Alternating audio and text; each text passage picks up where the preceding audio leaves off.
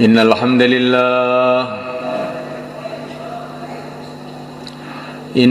لله نستعينه ونستغفره ونؤمن به ونتوكل عليه. إن الحمد لله نستعينه ونستغفره ونؤمن به ونتوكل عليه ونعوذ به من شرور أنفسنا ومن سيئات أعمالنا. من يهده الله فلا مضل له ومن يضلل فلا هادي له. أشهد أن لا إله إلا الله وحده لا شريك له وأشهد أن سيدنا ومولانا وحبيبنا محمدا عبده ورسوله. اللهم صل وسلم وبارك عليه وعلى آله وأصحابه والتابعين لهم إلى يوم القيامة. أما بعد، فقد قال في كتابه الكريم: إن الذين قالوا ربنا الله ثم استقاموا تتنزل عليهم الملائكة ألا تخافوا ولا تحزنوا وأبشروا بالجنة التي كنتم توعدون. نحن أولياؤكم في الحياة الدنيا وفي الآخرة ولكم فيها ما تشتهي أنفسكم ولكم فيها ما تدعون نزلا من غفور رحيم. ومن أحسن قولا ممن دعا إلى الله وعمل صالحا وقال إنني من المسلمين. ولا تستوي الحسنة ولا السيئة ادفع بالتي هي أحسن فإذا الذي بينك وبينه عداوة كأنه ولي حميم. وما يلقاها إلا الذين صبروا وما يلقاها إلا ذو حظ عظيم.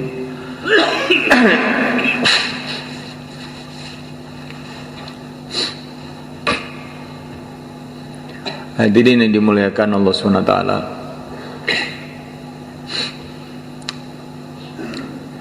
kita belajar memahami segala sesuatu itu sesuai dengan berita yang datang dari Rasulullah SAW, dari Allah Subhanahu wa Ta'ala. Kebanyakan manusia ini memahami apa-apa itu sesuai dengan berita orang.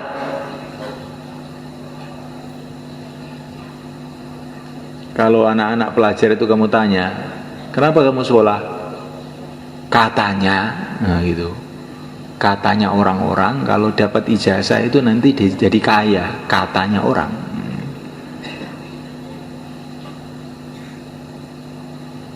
Kenapa kamu pergi ke Jepang?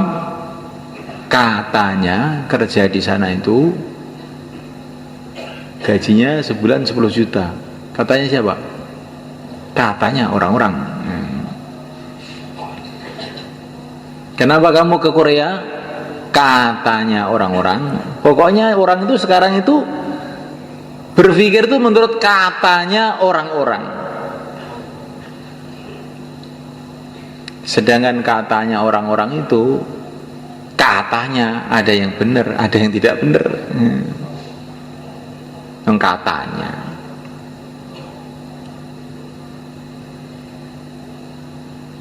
Orang kerja di Jepang gajinya 10 juta, kelihatannya rizkinya tambah, belum tentu.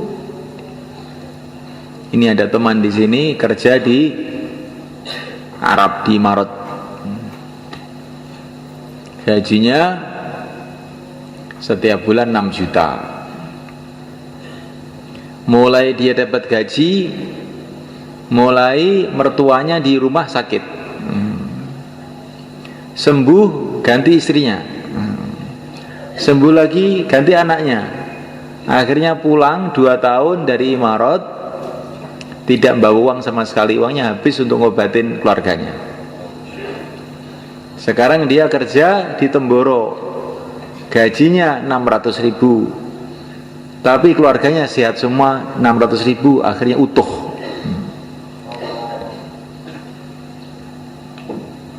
Ini kelihatannya bicara duit nih, tapi ini sebenarnya bicara iman. Jangan orang itu yakin kepada benda-benda. Benda itu bisa jadi gini, bisa jadi gitu. Bisa jadi menguntungkan, bisa merugikan. Uang bukan mesti menguntungkan.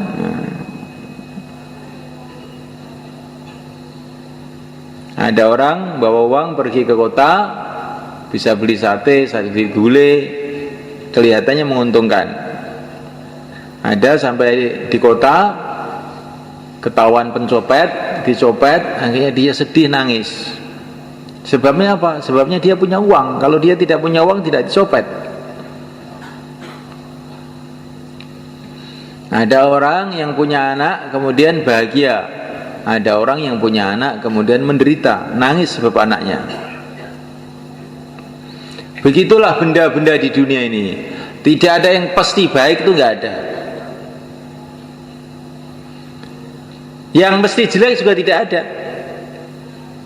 Kadang-kadang perkara itu kelihatannya jelek tapi ternyata baik. Bukan mesti jelek, enggak. Nabi Yusuf alaihissalam dimasukkan sumur, dijual ke Mesir sebagai budak, kelihatannya jelek, tapi akhirnya malah jadi raja di negeri Mesir.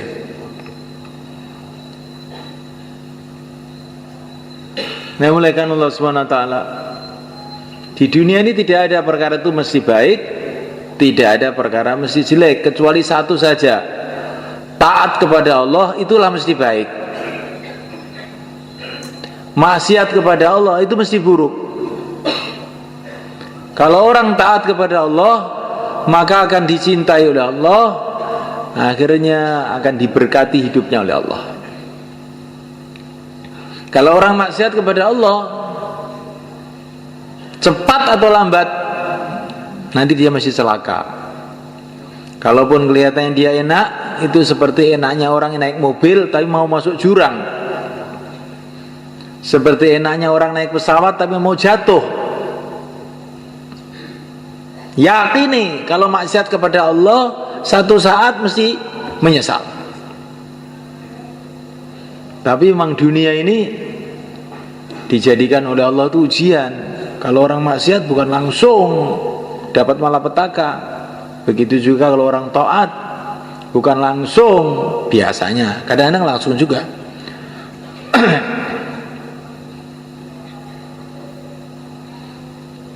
Berita-berita dari mana saja itu mungkin benar, mungkin salah. Tapi berita dari Rasulullah SAW pasti benar. Wa man asdaqu minallahi haditha. Berita dari Allah itu pasti benar. Karena apa? Allah Subhanahu wa taala itu maha kuasa. Untuk apa bohong? Orang bohong itu janji bohong itu karena apa? Karena dia tidak bisa menunaikan. Besok kamu saya kasih uang, ternyata besok saya nggak punya uang, akhirnya bohong saya. Kalau Allah Subhanahu wa taala tidak perlu bohong, dia Allah maha kuasa. Allah menciptakan alam semesta dengan kun fayakun, jadilah maka jadi. Maka berita yang bersumber dari Allah Subhanahu wa taala yang diberikan oleh yang mulia utusan Allah Nabi Agung Muhammad SAW itu pasti benar. Termasuk berita mengenai Ramadan ini. Kalau menurut orang, menurut manusia, Ramadan dengan bukan Ramadan ini ya serupa saja. Ramadan yang matahari dari timur tenggelam di barat sama ya. Ramadan dengan tidak Ramadan ya serupa.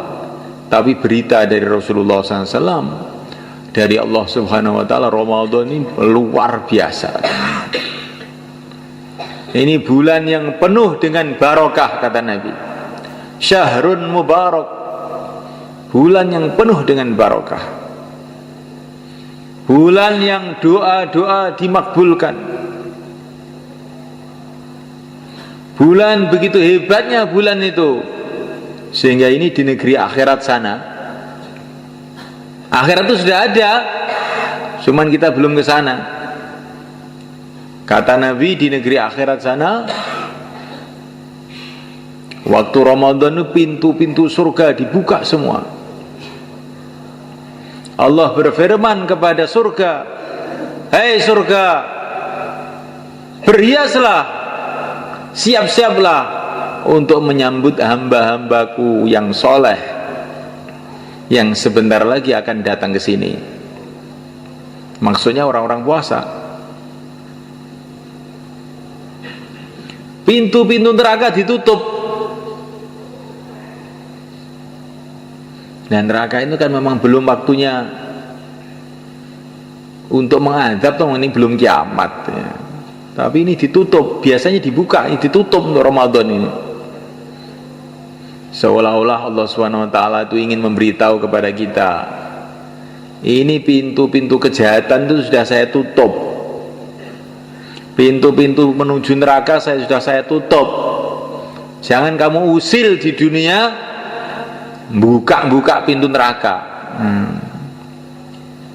Pintu-pintu surga sudah saya buka, jalan-jalan menuju surga sudah saya mudahkan. Jangan sampai kamu tidak usaha untuk berjalan menuju surga. Insyaallah, kan? Masya Allah.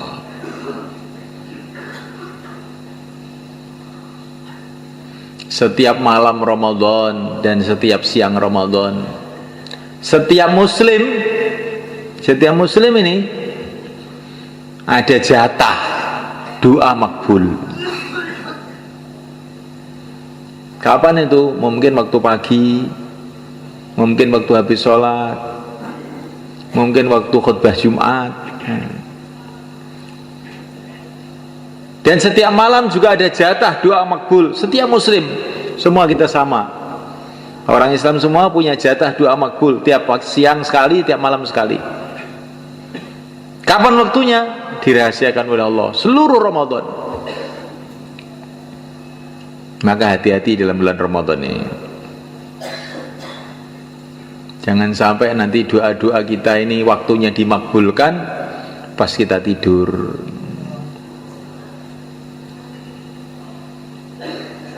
Waktu doa-doa kita tidak ada jatah, menggebu-gebu doa, Allahumma, Allahumma, Allahumma.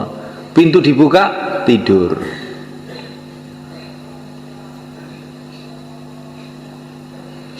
Nah itu doa itu dirahasiakan oleh Allah, supaya kita ini senantiasa mencari-cari itu. Tetapi umpama kita ini berdoa di waktu-waktu bukan jatahnya, tetap dapat pahala juga, tetap dapat manfaat juga. Tapi kalau doa kita ini kita panjatkan kepada Allah pas jatahnya, pas waktunya itu, doa itu akan kes makbul. Maka ada orang datang kepada Sayyidina Umar radhiyallahu ta'ala anhu, saya ini ada masalah begini, gimana? Kamu doa mulai maghrib sampai pagi, jangan ngantuk sedikit pun, nanti selesai masalah kamu. Bagaimana kalau malam Jumat, malam Ramadan lagi, nanti kita doa menteleng sampai subuh, bagaimana? Bisa nggak? Jangan kalah dengan sopir bis untuk mencari uang beberapa rupiah, menteleng mulai Surabaya sampai Jakarta. Jangan kalah dengan satpam untuk jaga maling, siap menteleng, berdiri semalam suntuk. Jangan kalah dengan orang Temboro, nurut banyu sewengi utuh. Untuk mendapatkan apa? Mendapatkan air. Kalau dapat air, terus gimana? Belum tentu panen juga. Kalau sudah panen, belum tentu manfaat juga. Gitu loh. Kalau dapat air, belum tentu panen. Kadang-kadang dapat air ya nggak panen. Itu orang petani semua tahu. Kadang-kadang dapat air nggak panen juga. Setelah panen itu, belum tentu kemput untuk bayar utangnya, diesel, utangnya ini, rabuk dan sebagainya. Kalaupun kemput, belum tentu uang itu bermanfaat untuk kita. Kadang-kadang uang itu malah jadi masalah di keluarga kita. Anaknya minta sepeda motor, istrinya minta mobil. Bingung sendiri. Umpama nggak punya duit, sebetulnya diam aja semua. Gara-gara kelihatan ada duit, akhirnya geger semua. Akhirnya ditegasi, nggak boleh. Ini uang disimpan, nggak boleh. Akhirnya istrinya lari ke Korea. Ayo, ini gara-gara nurut banyu tadi kayak gitu. Coba semalaikan.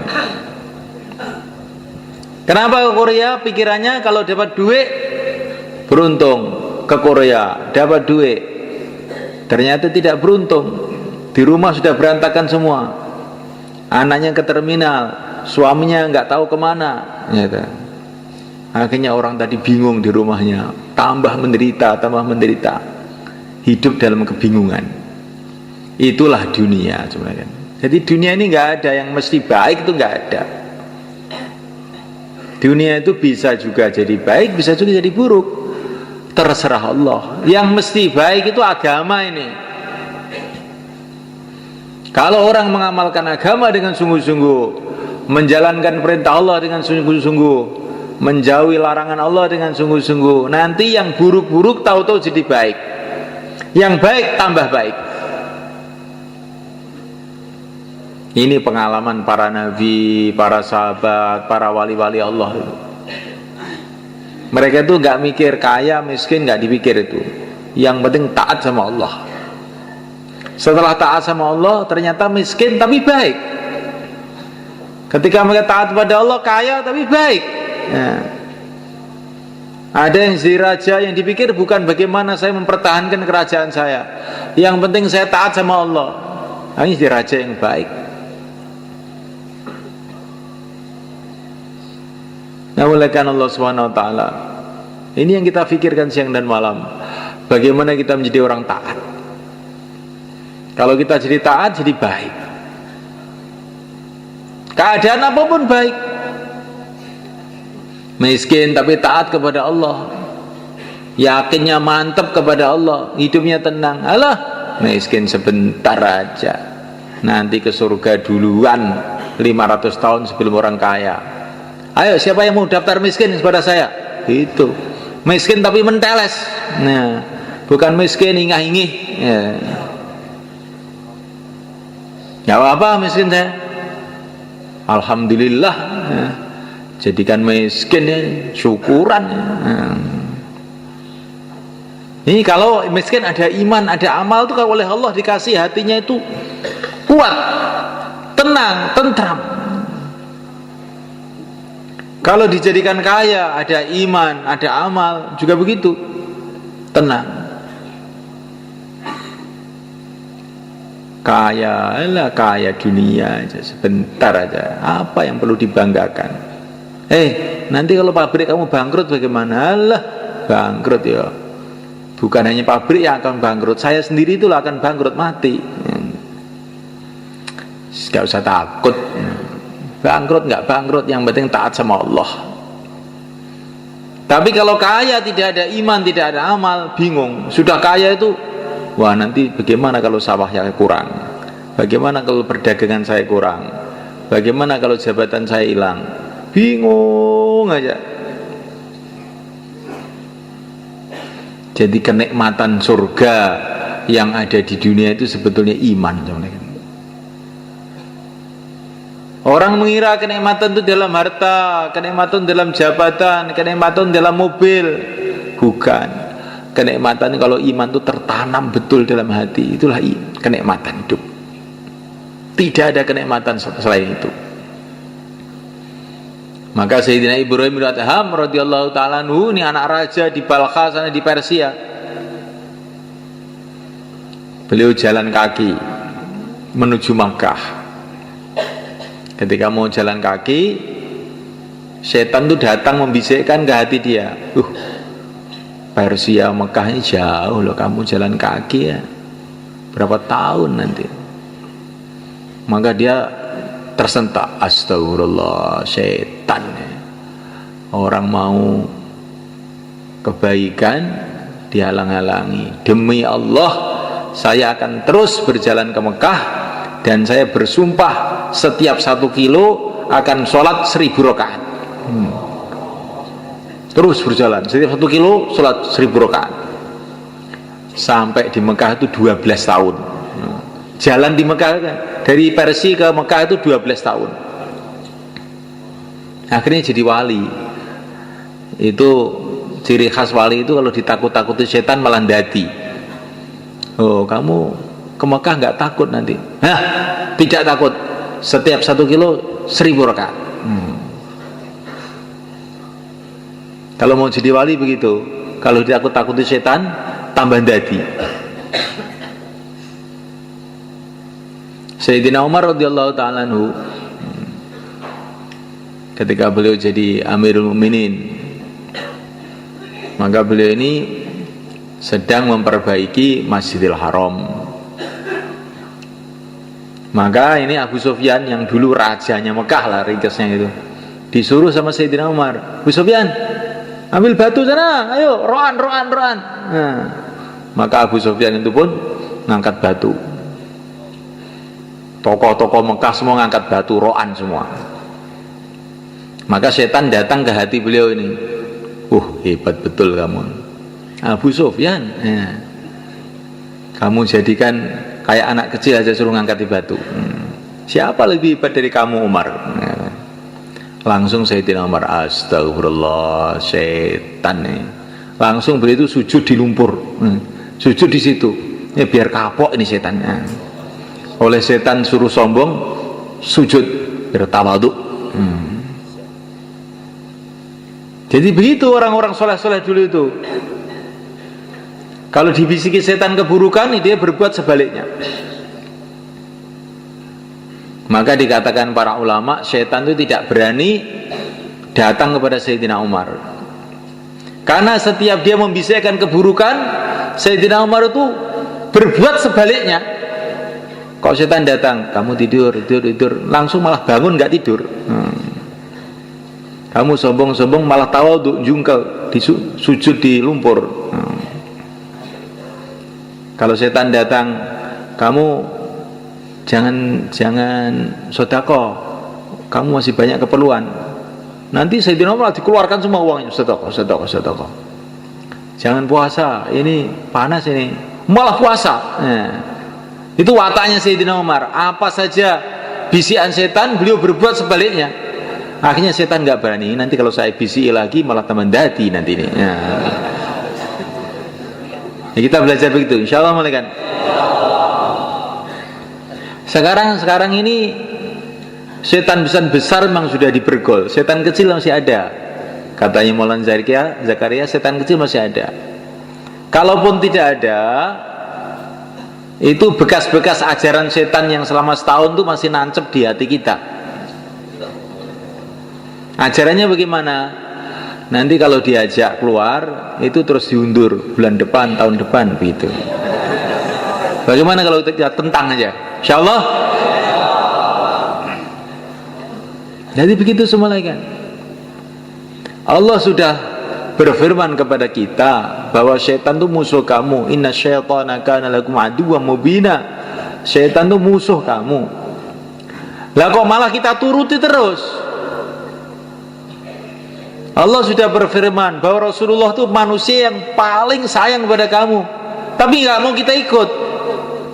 Ya ini kan kita celaka jadinya begini ini sebenarnya kan.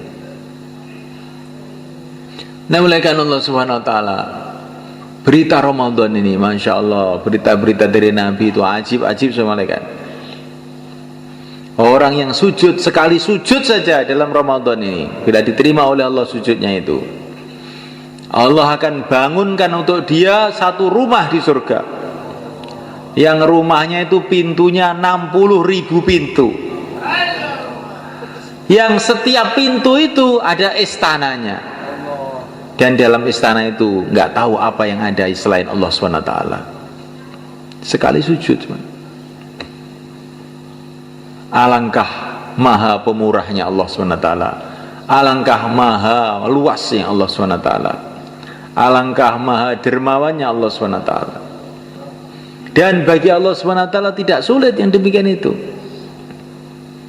Katanya orang-orang ahli teknologi, ahli sains sekarang di angkasa ini ada bertriliun-triliun, gak ada yang bisa ngitung, yaitu planet-planet yang gedenya itu kayak bumi ini, bahkan banyak yang lebih besar, berlipat-lipat, bergentayangan di udara ini, bermiliun-miliun, triliun-triliun, gak ada yang bisa ngitung, bahkan tidak ada yang bisa memperkirakan. Dan sekian banyak itu semua kan kosong, belum, nggak ada orangnya. Yang ada orangnya cuma bumi ini dok. Kosong, belum, nggak ada orangnya. Ada orang yang tanya, lah iya, kalau Allah Subhanahu Wa Taala tuh bikin alam semesta jagat raya yang begitu luas, begitu banyak, ada benda-benda kayak bumi bertriliun-triliun, nggak ada yang bisa ngitung. Kosong, nggak ada orangnya, kok apa nggak mubadir itu ya. Nggak ada mubadir bagi Allah SWT, karena ini ada maksudnya supaya kamu itu tahu bahwa Allah itu maha kuasa. Kalau Allah berjanji kamu akan dikasih surga sekian banyak, sekian banyak, sekian banyak, sebab puasa kamu, sebab sujud kamu, sebab baca Quran kamu, mudah bagi Allah. Kamu lihat itu alam semesta ini kosong, belum, nggak ada orangnya. Mengherankan betul. Kalau kamu lihat surga, lebih mengherankan lagi, lebih luas lagi. Kosong, belum, nggak ada orangnya, menunggu kamu. Nah, tapi kamu tidak mau usaha ke sana. Jadi semuanya Allah Subhanahu Wa Taala. Ini bulan Ramadan yang mulia ini, kita ini habis-habisan cancut tali wondo untuk kita ini membangun akhirat kita, insyaallah malaikat.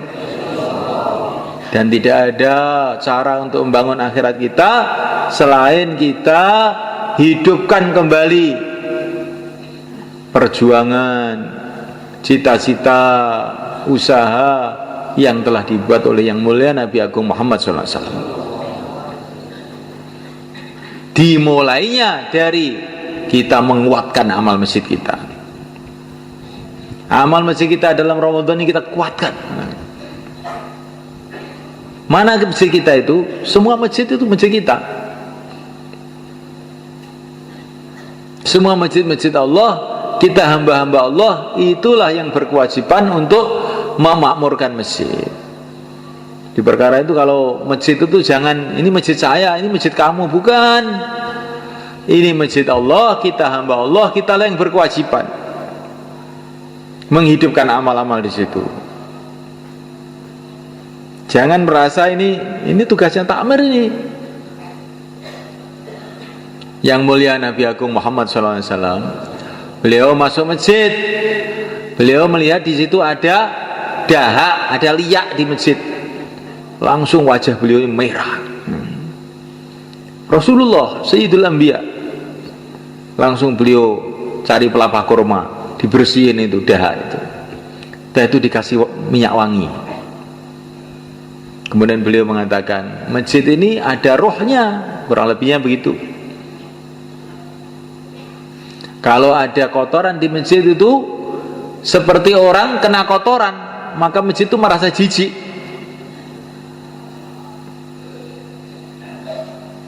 Masya Allah. Maka kita ini harus menganggap diri kita ini, meyakini kita ini hamba Allah, masjid Allah, kita yang berkhidmat masjid, kita yang membersihkan, kita pula yang memakmurkan. Insyaallah malaikat makmurkan masjid kita dengan amalan Rasulullah SAW, makmurkan dengan dakwah, sehingga masjid kita nanti akan jadi asbab hidayah untuk banyak orang yang Allah kehendaki. Ada masjid Rasulullah SAW di Madinah Al-Munawwarah. Masjidnya sangat sederhana, saudara. Tiangnya dari gelugu kurma, lantainya dari tanah, atapnya dari daun-daun kurma. Kalau hujan pada bocor. Gak ada lampu di masjid itu. Tetapi masjid ini telah jadi asbab negara-negara masuk Islam, raja-raja masuk Islam, bangsa-bangsa masuk Islam. Hati-hati yang gelap telah menjadi terang benderang gara-gara masjid Madinah ini. Semoga begitulah masjid kita semuanya.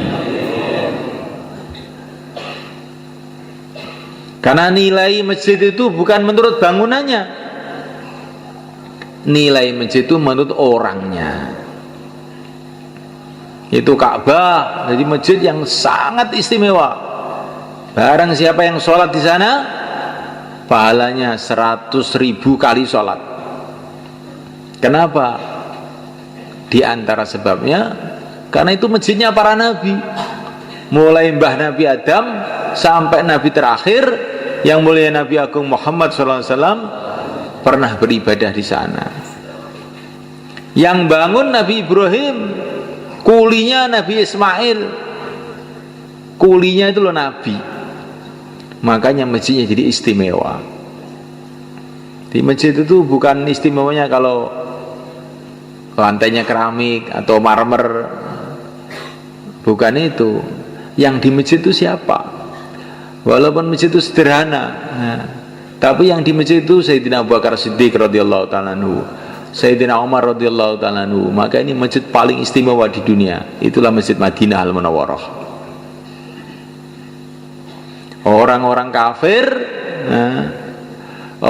kafir masuk Masjid Nabawi, berubah pikirannya, berubah hatinya, sehingga orang-orang kafir jadi wali-wali Allah. Sekarang masjid kita ini sudah gede, alhamdulillah. Ini masjid ini lebih gede dari Masjid Nabawi pada zaman Nabi. Wis gede, wis apik ya. Karek wonge engko bengi iktikaf ora karek kuwi ning ngene. Wong Ramadan kok yo mulih kuwi arep nyapo, gitu. Ramadan ki amalane iktikaf. Ramadan malam Jumat mulih, iki apa ya patut. Patut napa mboten? Ketinggalan mboten patut.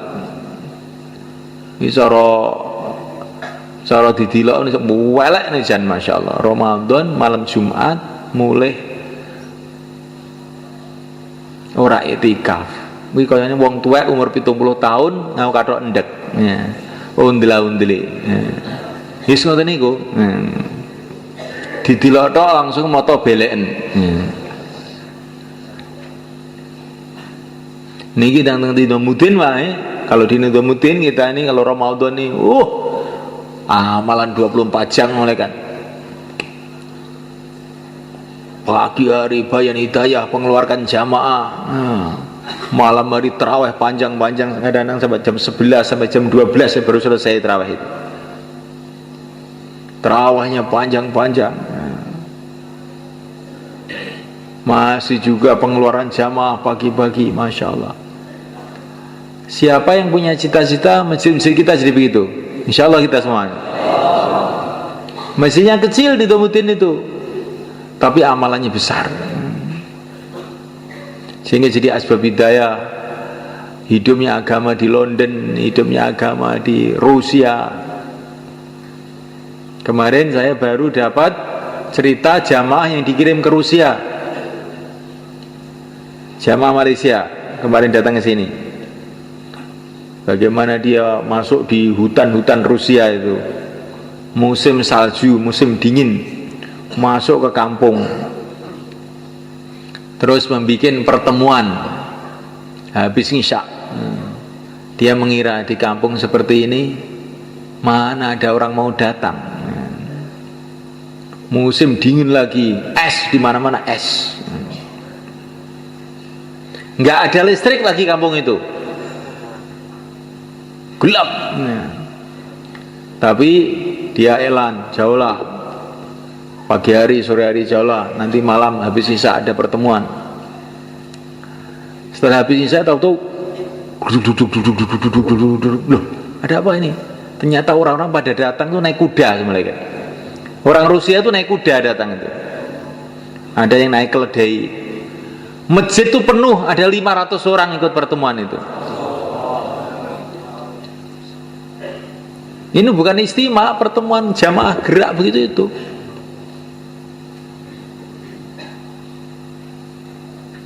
Masya Allah, ini barokahnya fikirnya Syekh Ilyas 90 tahun yang lalu. Rusia bangkit agama, di Eropa bangkit agama,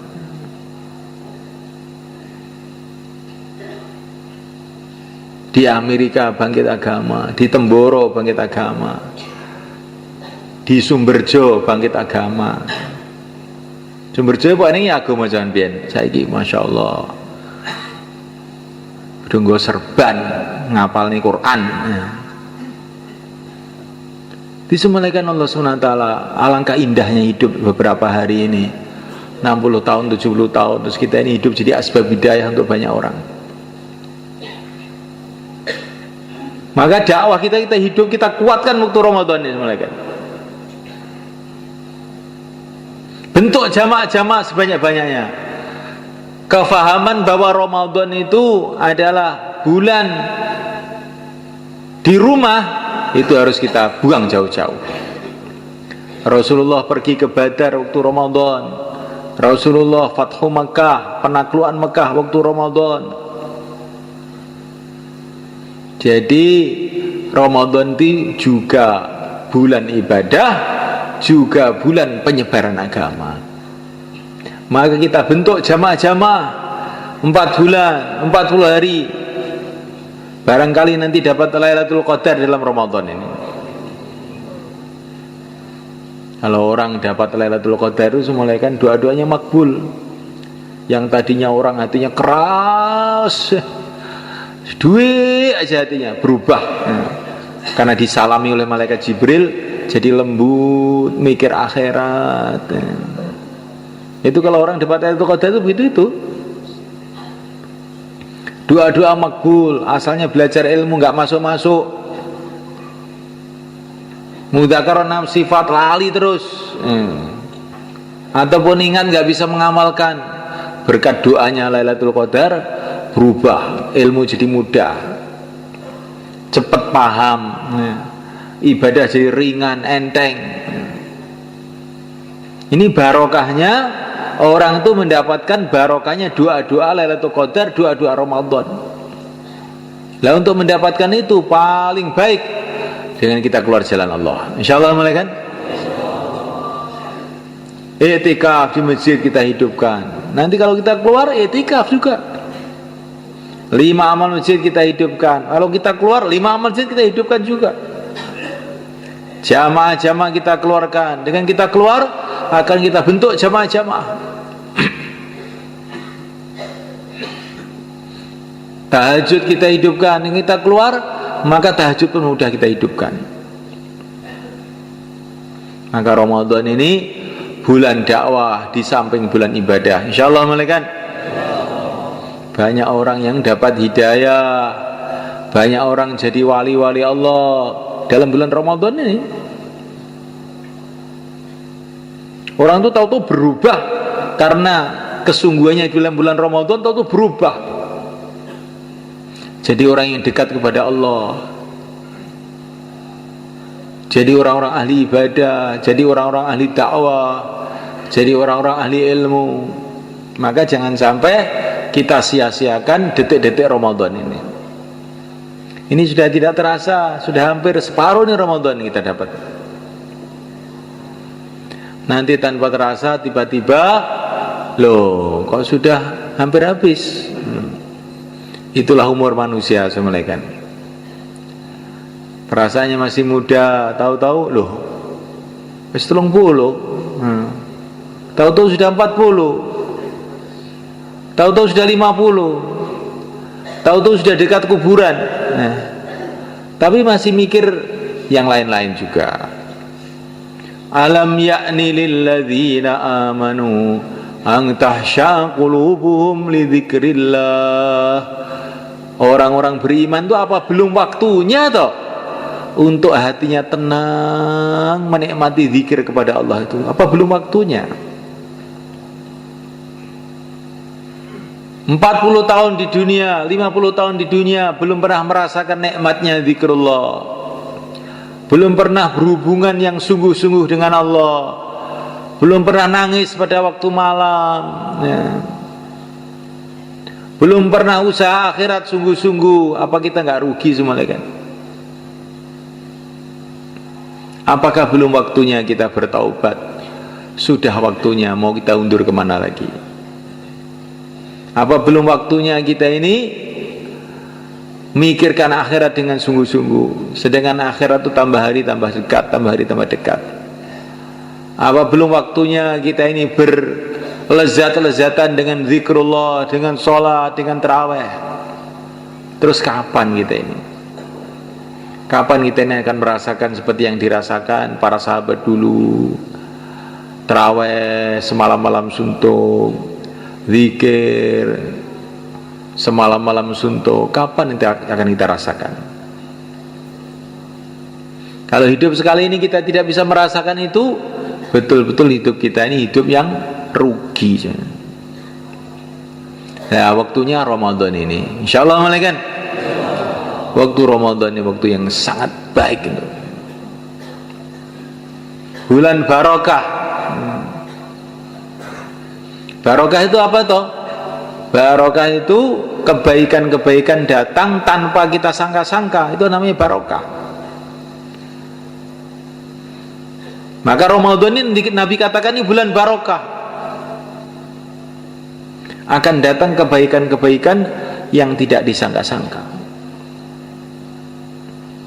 Kalau kita jaga adab kehormatan Ramadan ini,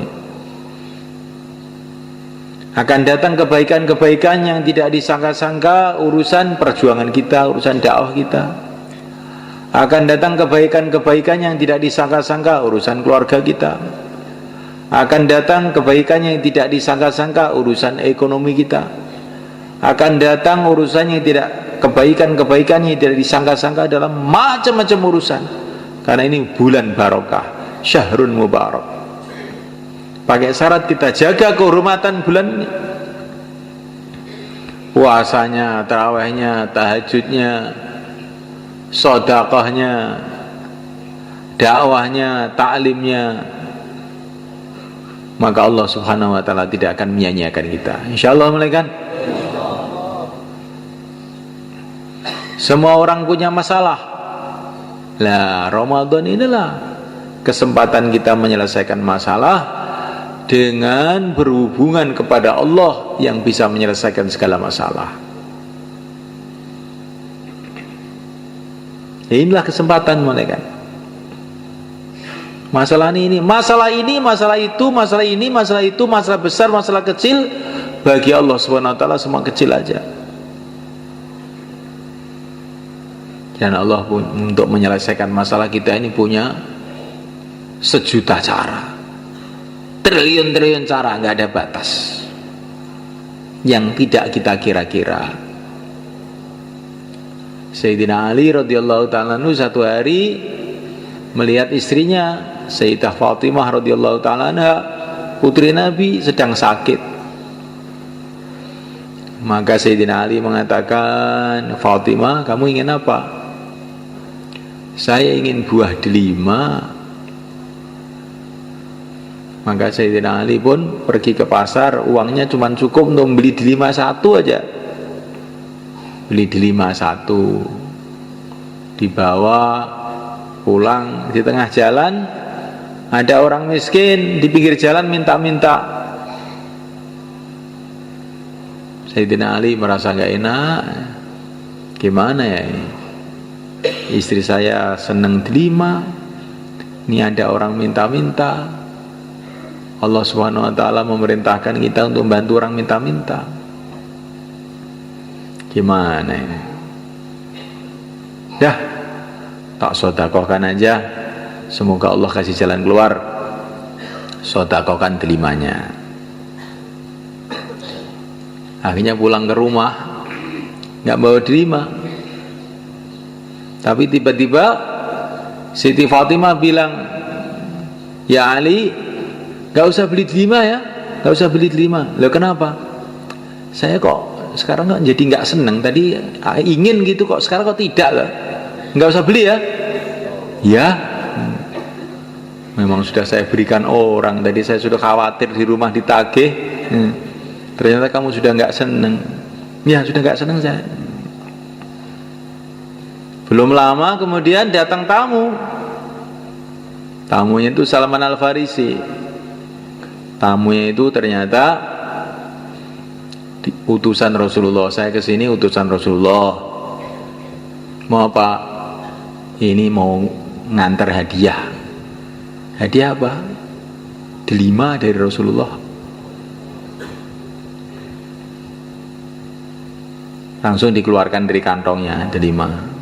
Dihitung 1, 2, 3, 4, 5, 6, 7, 8, 9. Loh, ini dari Rasulullah. Iya dari Rasulullah. Kalau dari Rasulullah mestinya 10, bukan 9. Mesti kamu ambil 1 ini. Nah, kata Sayyidina Ali, Salam mengatakan benar. Memang saya ambil 1, tapi saya ingin nguji kamu, ngerti nggak kamu coba? Dari mana kamu kok tahu ini?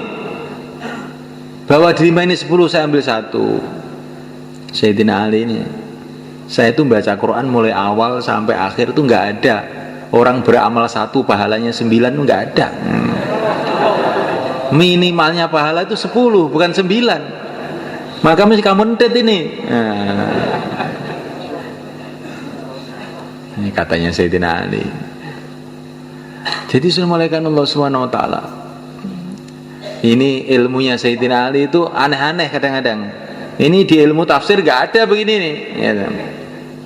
Ini pemahamannya para wali mengenai Quran ya, sebenarnya. Saking yakinnya Sayyidina Ali kepada Al-Quran ini sebenarnya. Maka dia yakin bahwa apa yang dia buat mesti dibalas oleh Allah.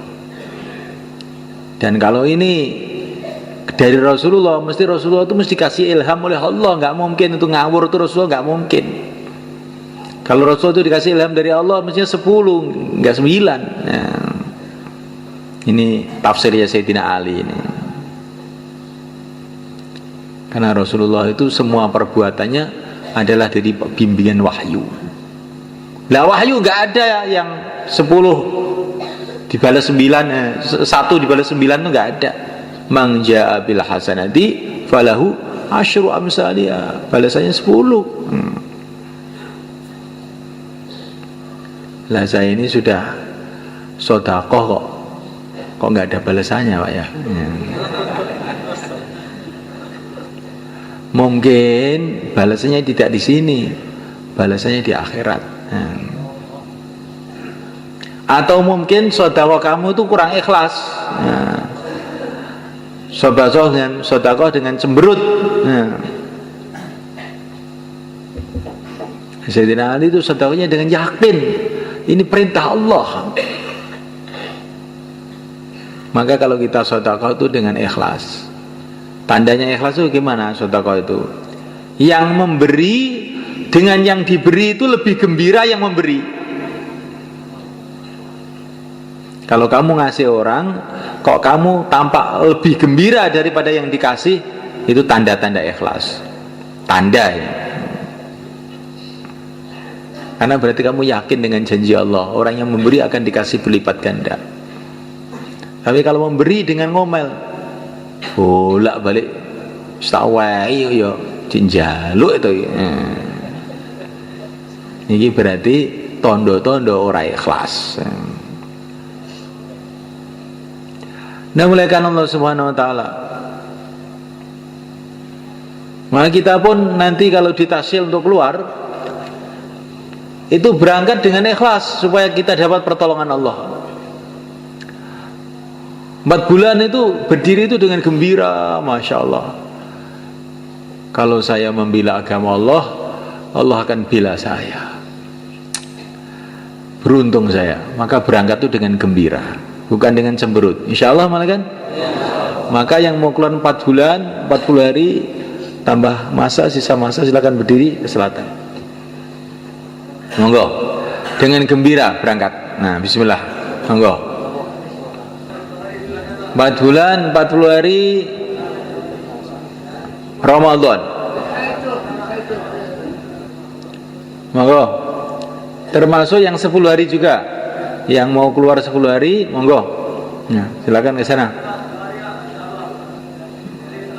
Monggo sing badhe sedasa dinten niki 10 hari Ramadan. Monggo. Sing biasane 3 dina, niki nek Ramadan iki 10 dina. Monggo.